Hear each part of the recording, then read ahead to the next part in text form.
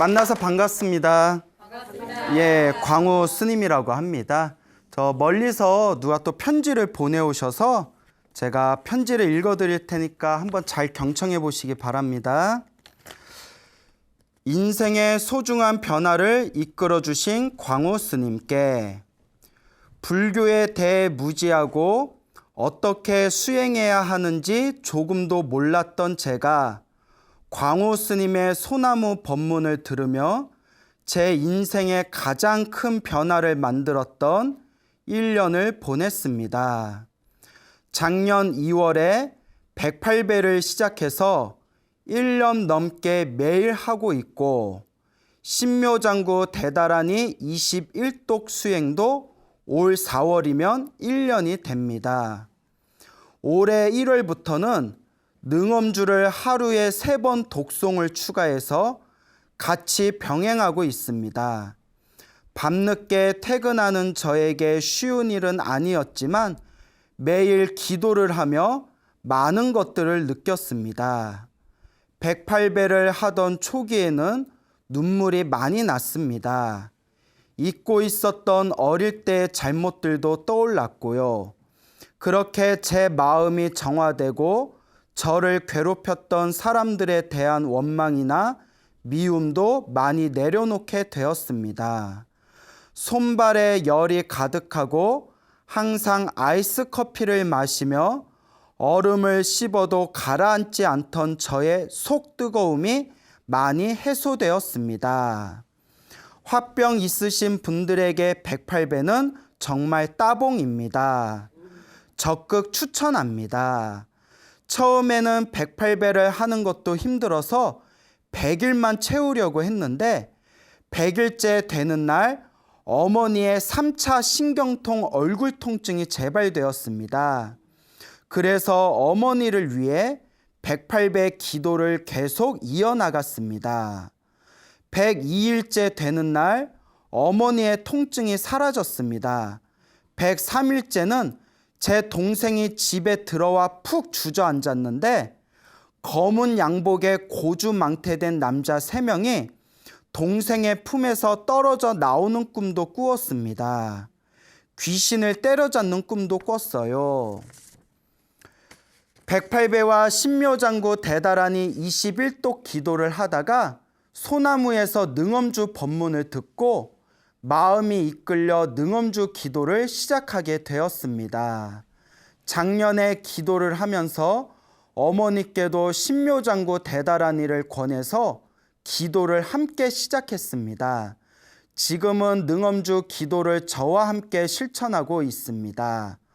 어머니와 제가 기도를 함께 시작하면서 다음과 같은 변화가 생겼습니다. 첫째, 꿈을 자주 꿉니다. 안 좋은 일이 생기려면 그 전에 안 좋은 꿈을 꿉니다. 둘째, 동생의 사업이 잘 풀리기 시작했습니다. 물론 중간중간 어려움도 있었지만 분명 기도를 하면서 어려운 일들이 가볍게 잘 넘어간다는 확신이 들었습니다.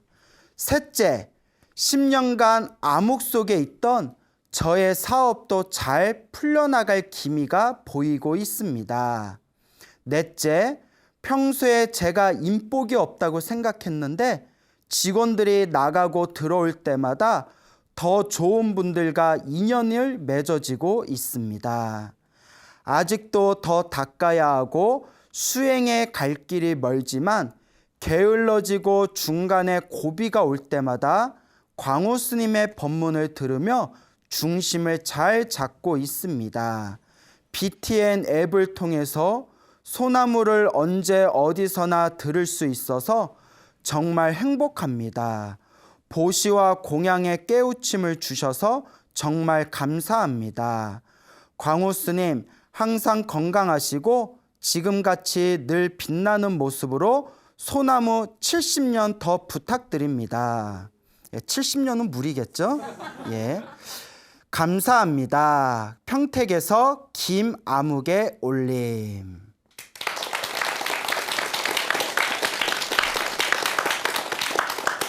자, 편지 내용 다 잘 들어보셨죠? 네. 예, 그래서 매일매일 108배를 해서 굉장히 큰 효과를 보셨고, 그리고 매일 신묘장구 다란이라고 혹시 아십니까? 모르시는군요. 그 불교에서 보는 천수경이라는 경전이 있어요. 천수경 안에 신묘장구 대다란이라고 있습니다. 그래서 편지에서 신묘장구 대다란이를 매일매일 21독을 하고, 그리고 매일매일 108배를 하고, 또 소나무에서 능엄주 법문을 했는데, 그 능엄주 법문을 들으시고 또 어머니와 함께 능엄주를 함께 독송하였다. 그리고 굉장히 큰 가피를 얻었다라는 내용이 되겠습니다. 그래서 제가 저희 불자 여러분들에게 항상 강조하는 게 있습니다. 항상 우리가 살아가면서 힘들거나 괴롭거나 답답할 때마다 스스로 한탄하지 말고, 팔자 타령하지 말고, 남 원망하지 말고 무엇을 많이 해라? 예, 기도를 많이 해라 라고 항상 당부의 말씀을 드렸죠. 그래서 우리 불자님들께서도 소나무를 통해서 그냥 재미난 옛날 이야기 하나 보구나 라고 가볍게 생각하지 마시고, 반드시 스스로 기도하고 수행하고 복을 받는 그런 진정한 불자의 길을 걸으셨으면 하는 바람입니다. 자, 그래서 이와 같이 평택에서 좋은 내용이 담긴 편지를 보내주신 우리 불자님께 너무나 다시 한번 감사의 말씀을 드립니다. 그 얼마 전에 저보다 한참 어른이 되시는 선배 스님께 제가 재미난 이야기를 들었습니다. 이 어른 스님께서 젊었을 적부터 그 불상을 조성하는 일을 맡으셨대요. 불상 다 아시죠? 그래서 부처님과 보살님의 그 모습을 이렇게 조성하는 그런 활동을 하고 계셨는데, 꽤 오래전의 일이라고 합니다. 오래전에 그 어느 어른 스님께서, 한창 이렇게 종단의 어른 스님께서 저의 선배 스님에게 그 관세음 보살님, 관세음 보살님은 다 아시죠? 그 관세음 보살님을 큰 높이로 해가지고 관세음 보살님의 불상을 조성해 달라고 부탁을 받으셨대요. 그래서 이제 굉장히 높은 그런 높이가 이제 큰 관세음 보살님을 이제 조성을 하게 되었는데, 어디 지방에 있는 그 조그만 빌딩의 넓은 옥상에서 불상을 조성하게 되었다고 합니다. 그래서 이제 불상을 조성하실 때 이제 이 스님께서는 항상 불상을 조성하면서 매일매일 기도를 올린대요.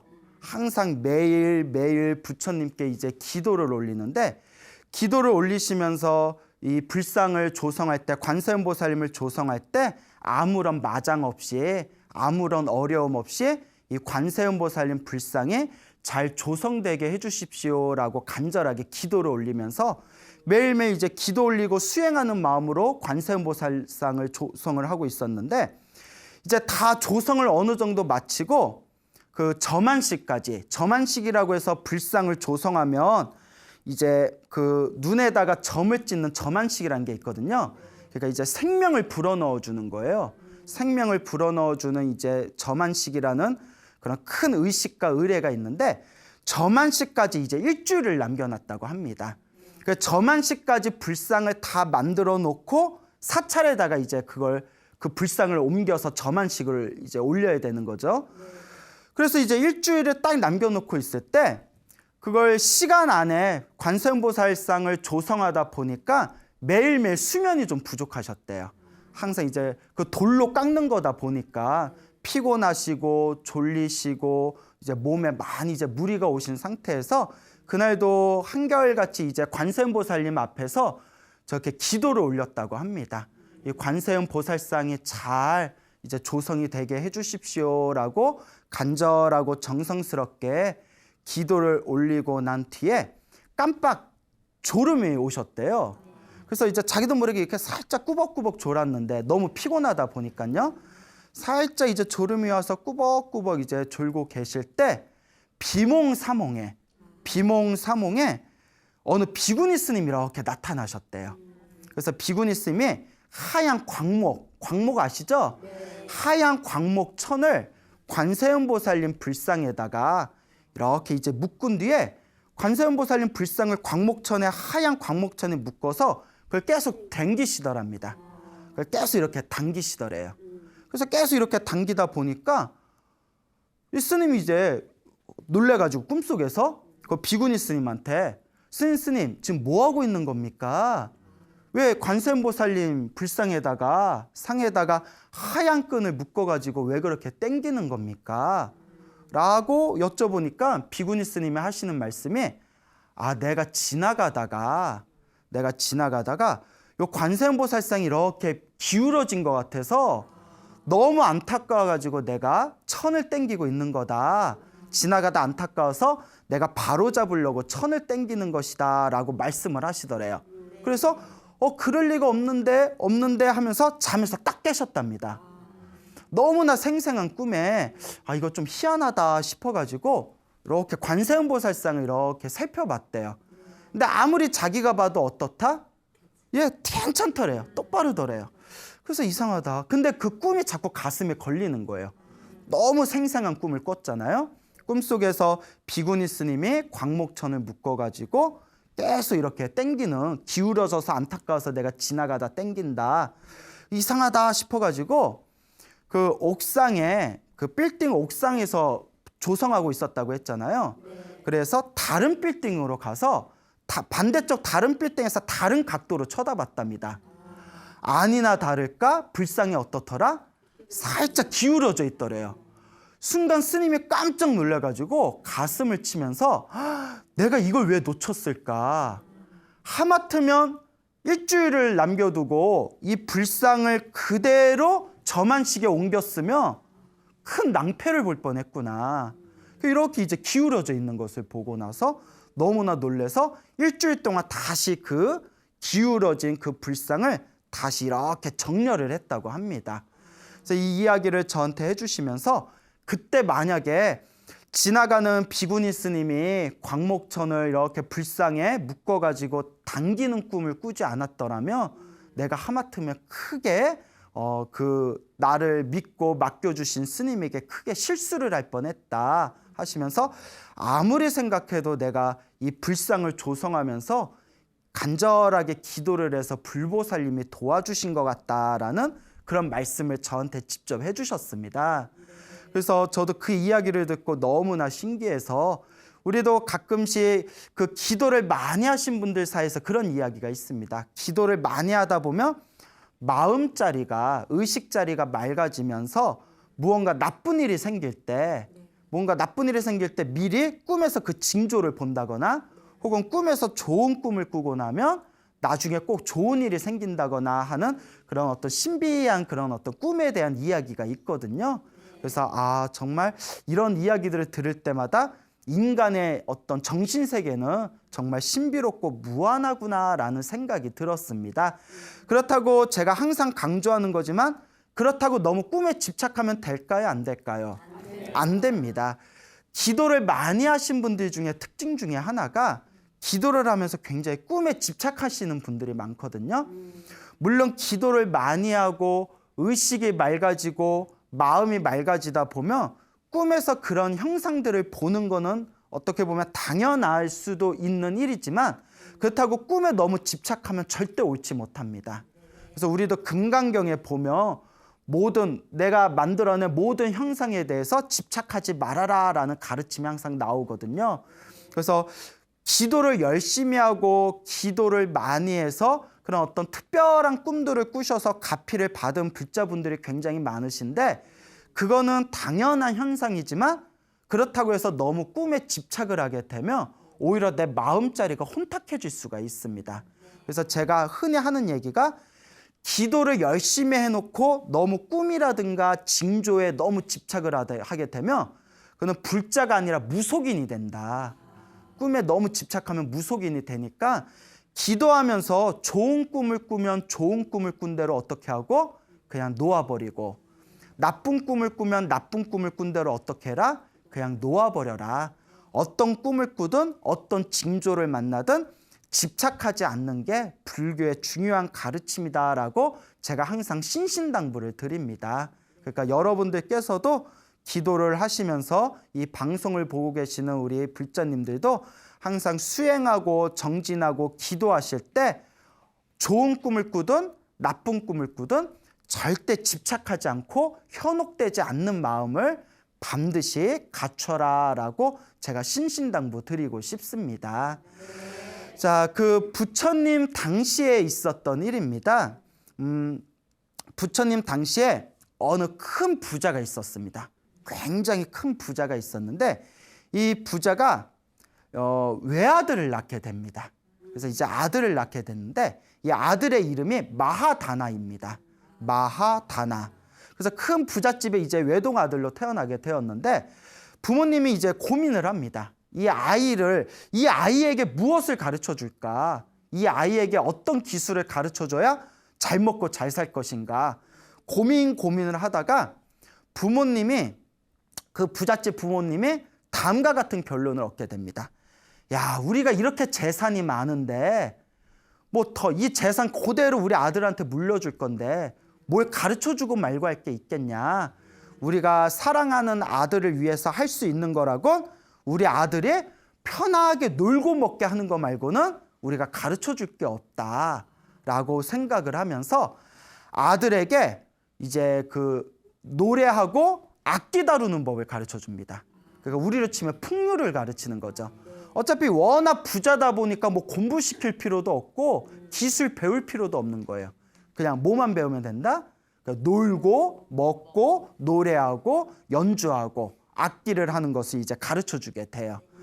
근데 그맘때 또 그 옆에 있는 큰 부잣집에서도 딸을 낳게 됩니다. 큰 부잣집에서도 딸을 낳는데 그 부잣집의 부모님도 고민을 합니다. 우리 딸에게 무엇을 가르쳐줘야 우리 딸이 잘 자랄 것인가. 그런데 결론이 우리 집이 이렇게 잘 먹고 잘 사는데 뭘 가르칠 게 있겠냐. 그냥 노래하고 춤추는 거나 가르쳐주자. 그리고 노래하고 춤추는 것만 가르쳐줬다고 합니다.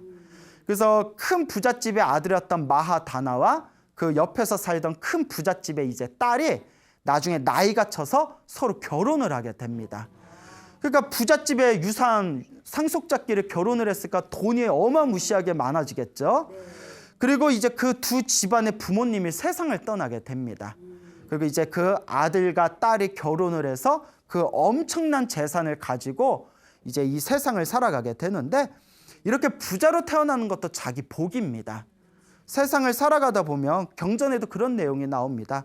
어떤 사람은 아무리 노력해도 돈이 모이지 않는 사람이 있고 어떤 사람은 그냥 펑펑 놀고 아무것도 안 하고 그냥 놀고 먹고 마시면서 살아가는데도 항상 돈을 써도 줄어들지 않는 사람이 있답니다. 자, 그런 건 또 다 자기가 전생에 지은 복이라고 합니다. 결국 이 세상은 자기가 지은 복대로 살아가는 겁니다. 여러분들이 살아가면서 박복하고 돈이 없고 사업이 안 되고 장사가 안 되고 돈이 모이지 않는다면 그만큼 전생에 복을 짓지 않았기 때문이랍니다. 또 어떤 사람은 오만 못된 짓을 하면서도 돈이 술술 들어오는 사람은 이번 생에 상관없이 이번 생에 나쁘게 사는 거하고 상관없이 언제 많이 복을 지었기 때문에 전생에 지어놓은 복이 많기 때문에 이번 생에 그렇게 술술 돈이 들어오는 거라고 합니다. 물론 돈이 술술 들어온다고 해서 이번 생에 나쁜 짓을 하고 교만하게 오만하게 살아가면 또 그 업을 언제 받게 될까요? 다음 생에도 또 받게 되는 거죠. 결국 이번 생에 받건 다음 생에 받건 자기가 지은 업은 자기가 받을 수밖에 없다는 이 인과 업보가 불교의 가장 중요한 기초 논리 중에 하나입니다. 자, 그래서 이렇게 전생에 복을 많이 지었는지 이 부부가 부모님이 주신 유산을 상속해서 아주 큰 부자로서 살아가게 되는데 항상 똥이 있으면 파리가 모인다는 얘기가 있습니다. 그렇죠? 똥이 있으면 파리가 모인다는 유명한 얘기가 있는데 그래서 전문 용어로 똥파리라고 하죠. 그래서 이 파리가 똥이 있으면 파리가 모이듯이 돈이 많으면 탐욕스러운 사람들이 모이게 됩니다. 그리고 돈이 있으면 사기꾼들이 항상 넘보게 되죠. 거기에 있는 건달들, 사기꾼들이 서로 자기네들끼리 모의를 합니다. 야, 마하다나는 엄청나게 재산이 많다. 근데 마하다나를 보면 세상 물정을 하나도 모른다. 그러니 우리가 저희를 사기를 쳐가지고 저 사람의 재산을 우리가 조금 빼돌리자. 우리가 저 사람을 잘 삶아 구워 먹어가지고 저희의 저 많은 재산을 우리가 쏙쏙 빼어 먹자 라고 이제 사기꾼들이 서로 모의를 하게 됩니다. 저도 이제 영화에서 본 내용인데 사기꾼들이 서로 사기를 치려고 모의를 하는 걸 전문 용어로 설계라고 한다고 합니다. 설계. 그렇죠. 영화에 나오죠. 설계라고 하고요. 그리고 그 설계에서 유혹하는 입장에 있는 사람을 이제 마담을 이제 장미라고 부른다고 하고요. 하여튼 뭐 그런 게 이제 다 있답니다. 그래서 이제 마하다나를 꼬들기기 위해서 이 사기꾼들이 마하다나가 평소에 지나가는 길에 큰 술판을 벌입니다. 술판을 벌이고 막 이제 술을 마셔요. 그 마하다나가 이제 하인과 함께 지나가다가 저기서 사람들이 흥겹게 술을 마시면서 얼굴을 빨개지면서 놀고 먹고 마시는 걸 보고 이렇게 지나가는데 그 술을 마시고 있던 사기꾼들이 마하다나에게 막 인사를 합니다. 도련님, 도련님 하고 인사를 하면서 아유, 도련님이 우리 조금만 도와주신다면 우리 매일 이렇게 먹고 마시고 즐기면서 살 수 있는데 이러는 겁니다. 그 마하다나가 이제 호기심이 일어서 딱 쳐다보면서 그대들이 지금 마시고 있는 게 무엇이냐. 그러니까 술입니다. 이 도시에서 구하기 어려운 아주 최고급의 술입니다. 라고 이야기를 합니다. 그래서 그러면 나도 한번 마셔보자 해가지고 그 술을 딱 들이키는 순간 온몸에 그냥 찌릿찌릿하면서 엄청나게 이제 기분이 좋아지는 거예요. 기분이 엄청나게 좋아집니다. 술 먹고 기분이 싹 좋아지니까 이걸 전문 용어로 뭐 뿅 같다 뭐 이러죠. 뭐 뽕 같다? 그러니까 너무 기분이 좋아지는 이제 모습을 보고 아싸 걸렸다 싶었겠죠. 도련님이 조금만 도와주시면 이것보다 더 좋은 술을 저희가 준비할 수 있는데, 자 여러분, 우리 어른들께서 이런 얘기를 하십니다. 인생을 살아가면서 패가망신하는 네 종류가 있답니다. 첫째가 술, 둘째가 여자 입장에서는 뭐 남자 입장에서는 여자. 그게 이제 색을 뜻하는 거죠. 색욕, 술, 색욕. 잘하세요? 그다음에 세 번째 뭘까요? 도박. 그렇죠. 노름. 잘하세요? 마지막 네 번째 뭘까요? 어떻게 아셨어요?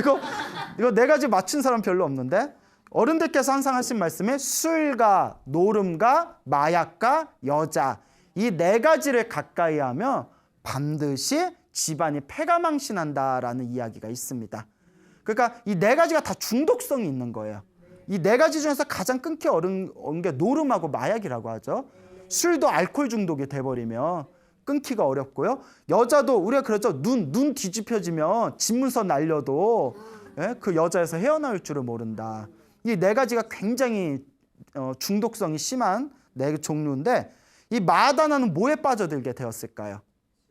술에 빠져들게 됩니다. 그러니까 계속 최고급 술을 이제 마시면서 사람이 술에 취하게 되면 막 이렇게 호기가 생긴다고 합니다.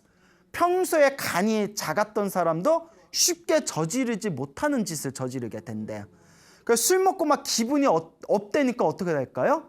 자, 여기 있는 사람들한테 이 술을 다 돌려라 하면서 어마어마하게 큰 돈을 탕진해 가면서 술을 마시고 수많은 사람들과 술잔치를 벌이게 됩니다. 그러니까 조금씩 재산을 탕진을 하게 돼요. 중요한 게 있어요. 이 사기꾼들이 술만 줬겠어요? 술 주면서 뭐 도박도 하고 뭐 노름도 해가면서 살랑살랑 돈을 이제 빼갔겠죠. 그렇게 세월이 지나고 시간이 지나고 또 세월이 지나고 시간이 지나면서 이 마하다나의 집안에 있는 재산 창고의 재산이 쑥쑥 줄어들게 됩니다. 그리고 하인이 찾아와요. 도련님, 이제 술을 그만 드셔야 될 것 같습니다.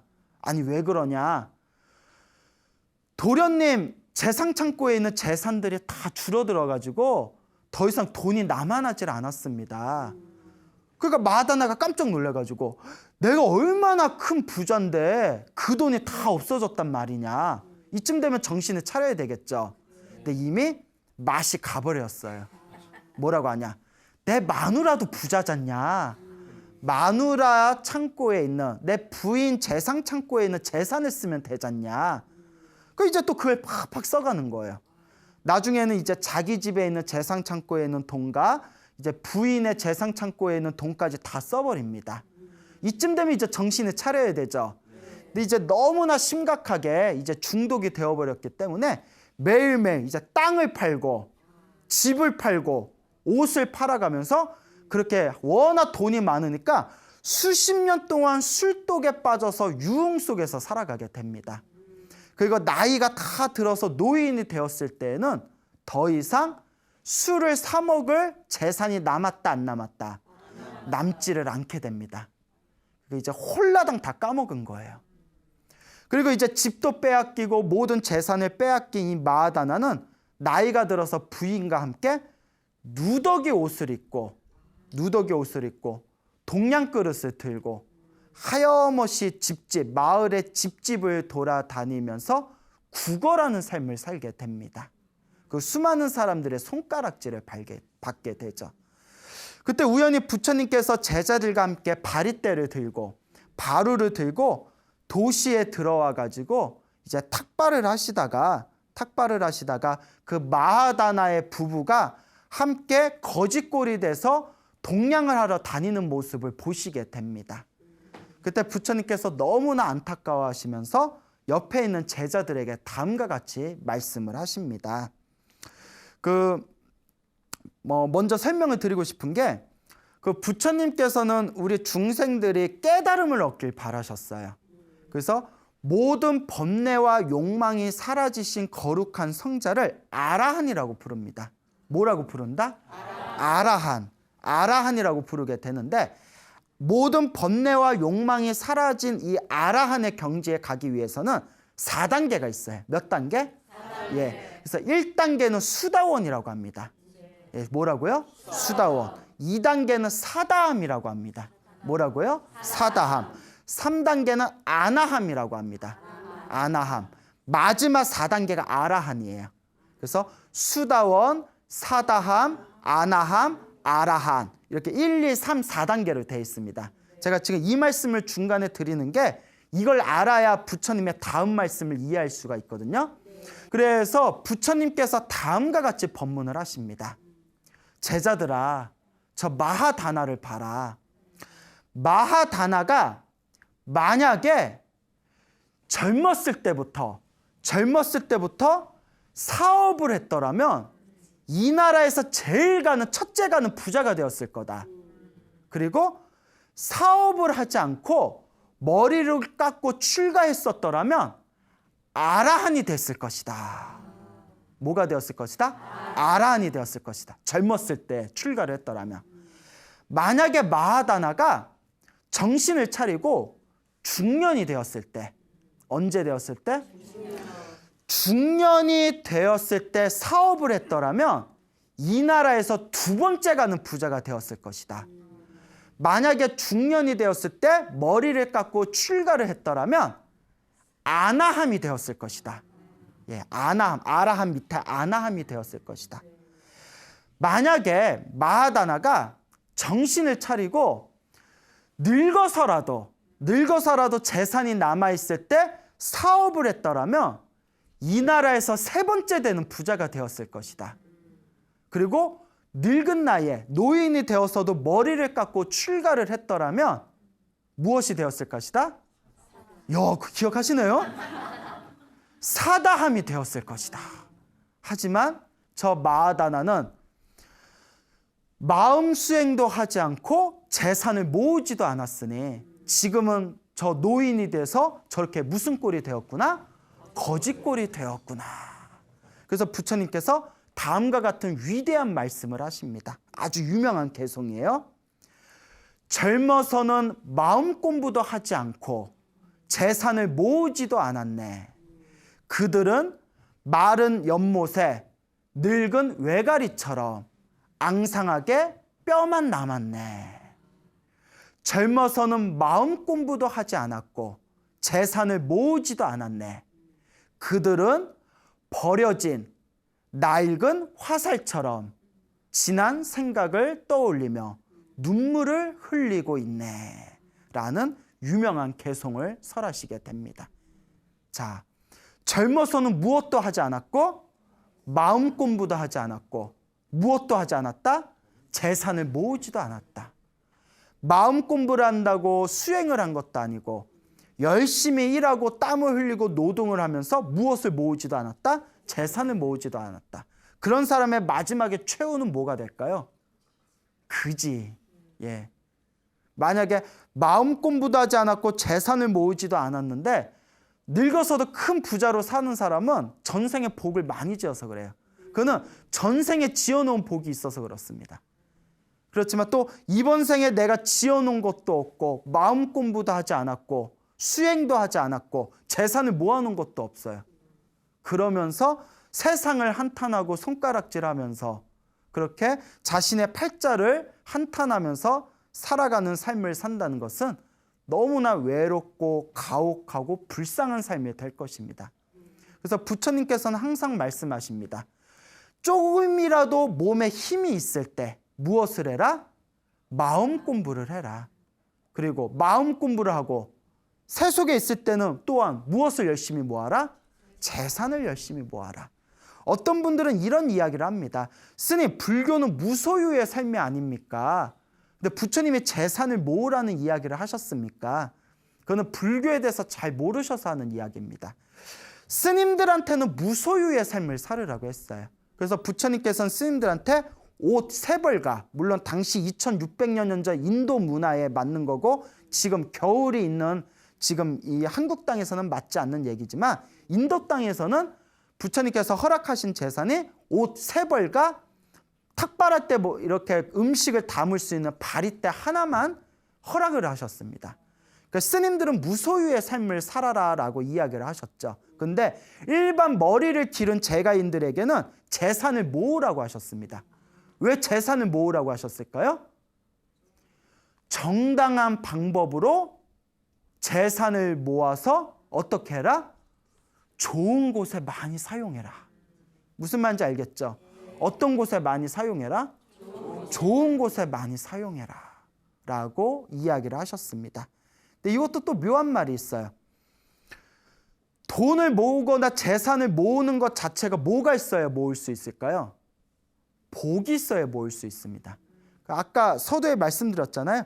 복이 없으면 아무리 노력해도 돈이 안 모여요. 아무리 노력해도 자꾸 돈이 줄줄 새게 됩니다. 그러니까 복이 있어야, 부자도 복이 있어야 부자가 될 수 있는 거예요. 근데 여기서 중요한 거, 열심히 재산을 모으고 어느 곳에 사용해라? 좋은 곳에 사용해라.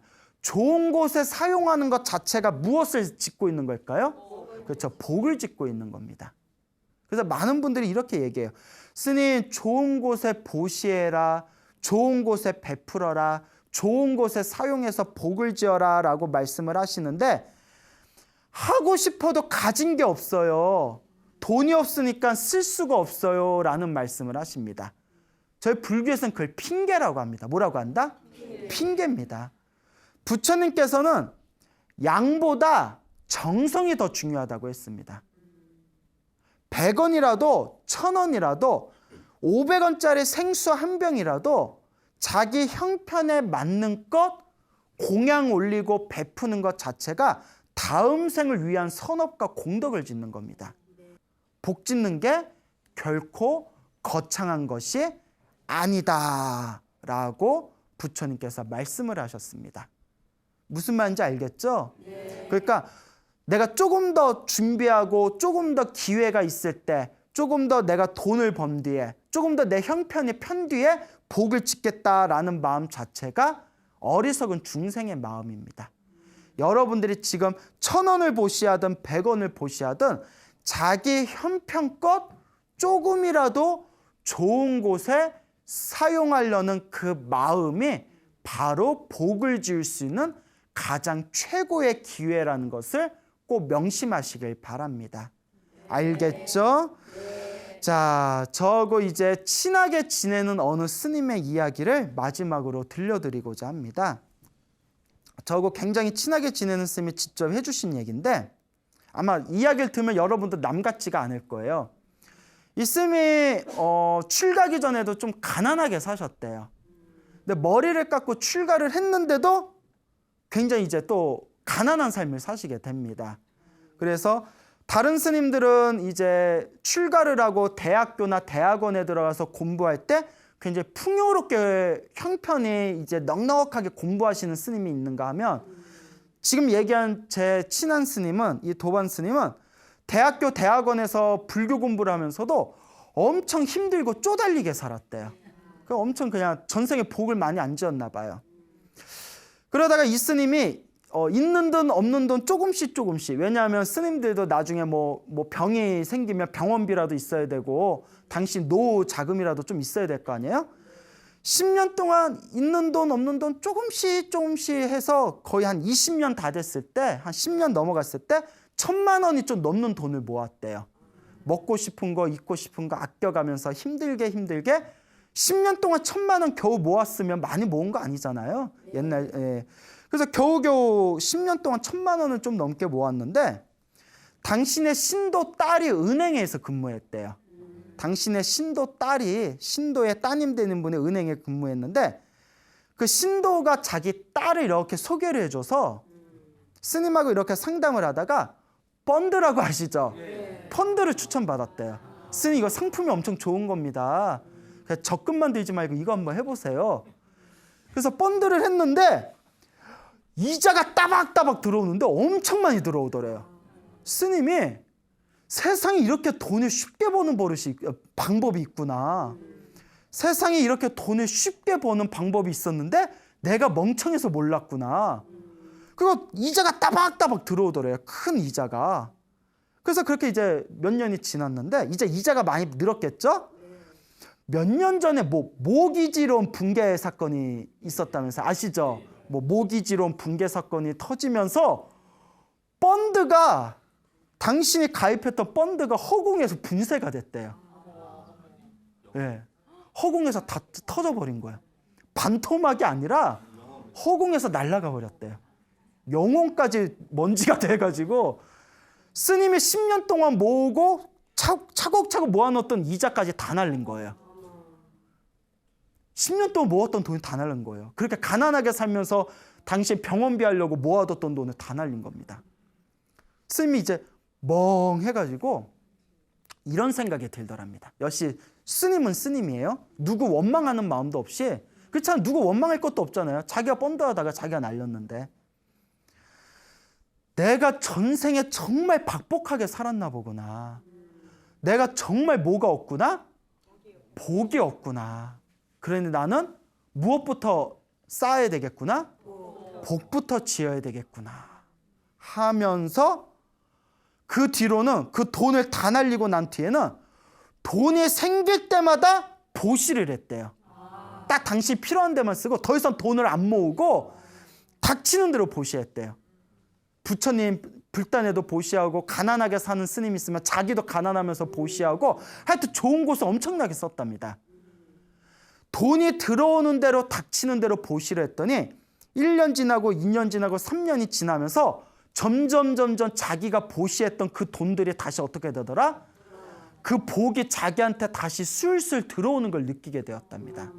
그래서 스님이 말씀하시길 부처님 인과법이 틀린 것이 없구나. 내가 심은 대로 나에게 돌아오는구나 라는 말씀을 저에게 직접 해주셨습니다. 그러니까 여러분들도 살아가면서 일이 잘 안 풀리고 힘들고 괴롭고 답답할 때 누구 복이 없구나? 내 복이 없구나. 내가 복이 없으니 지금부터라도 무엇을 해야 되겠구나? 조금씩이라도 형편없고 나는 가진 게 없다고 내 팔자에 무슨 보시를 하고 복을 하겠어 라고 생각하지 마시고 내 형편에 닿는 대로 100원이면 100원, 1000원이면 1000원이라도 기회가 있을 때마다 복 짓는 마음으로 꾸준하게 복을 지어 나가시기 바랍니다. 그것도 반드시 누구에게 들어온다?